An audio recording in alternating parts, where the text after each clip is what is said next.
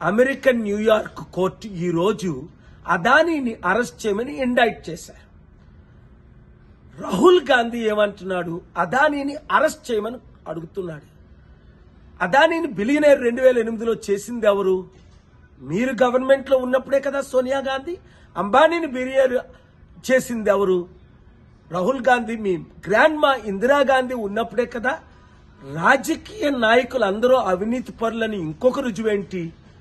Kaleshwaram project 1,10,000 కోట్ల అవినీతి జరిగింది. సిబిఐ ఎంక్వైరీ చేయాలని మీ రేవంత్ రెడ్డి రాత్రి పగల అన్నాడు ఎలక్షన్ ముందు.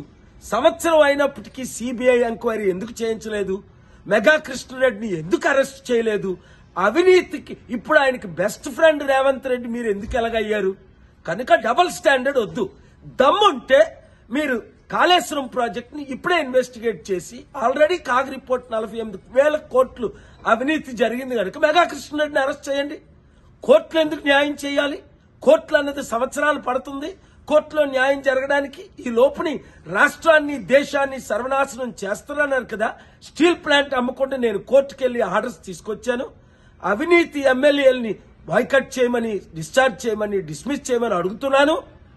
రండి ప్రజలారా, చిత్తశుద్ధి ఉన్న మీడియా అంతా దీన్ని బ్రాడ్కాస్ట్ చేస్తారు.